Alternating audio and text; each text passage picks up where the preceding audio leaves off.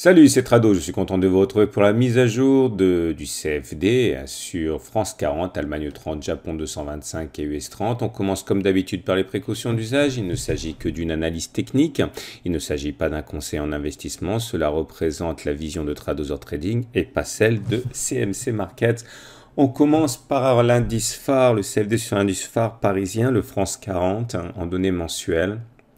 Comme on peut le voir, consensus des clients qui sont intervenus sur ce sous-jacent et acheteurs à 72%. On voit clairement l'obstacle ici, 5500, très difficile à passer, un an de tentative, un an d'échec.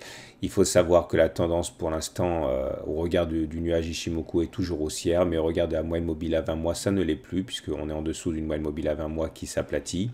Il faut savoir que les 4200 correspondent à un support important ici sur lequel on a rebondi de manière évidente plusieurs mois.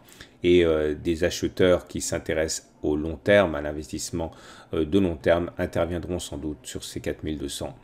On descend d'unité de temps, on regarde ce graphe en données hebdomadaires et si chaque bougie correspond à une semaine de cotation, on voit que la tendance est neutre. Ok, le nuage il est à plat.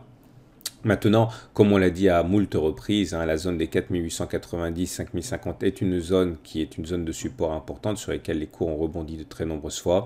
Pas étonnant dans ce contexte que des intérêts acheteurs se manifestent dès qu'on arrive sur cette zone. En effet, beaucoup d'acheteurs qui visent des hausses, des progressions de moyen terme interviennent sur cette zone des 4890-5050, zone de support de moyen terme. On passe à l'indice phare allemand et l'Allemagne 30 est dans une situation très comparable. Les 13 200 semblent pour l'instant inenvisageables à passer.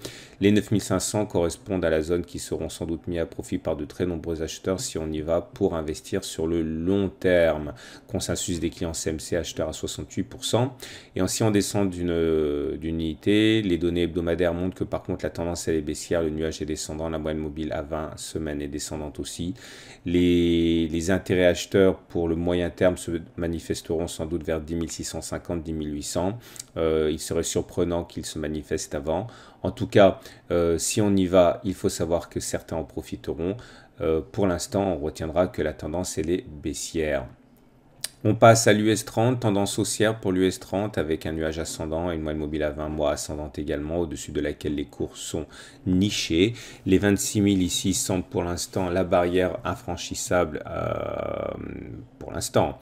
Et le consensus des clients est globalement vendeur à 57%. Ceux qui s'intéressent à l'investissement sur l'US 30 pour le long terme doivent savoir que ce sont sans doute les 18 500 qui déclencheront des mouvements à l'achat importants.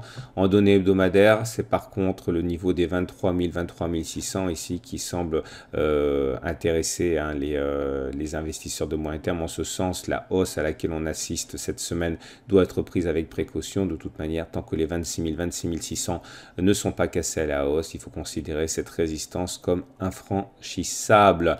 On passe et on termine avec le Japon 225, tendance toujours haussière, nuage ascendant, moyenne mobile à 20 mois ascendante sur laquelle on rebondit d'ailleurs. 23 000, 24 200, c'est la zone à passer, ça ne sera pas facile, on a déjà échoué de nombreux mois consécutivement. C'est la zone des 16 000 ici qui intéressera beaucoup d'investisseurs de long terme. Et sur le moyen terme, on l'a dit, on le répète, c'est la zone des 20 300, 21 000 qui était susceptible d'aiguiser les appétits des investisseurs de moyen terme. Ça n'a pas failli.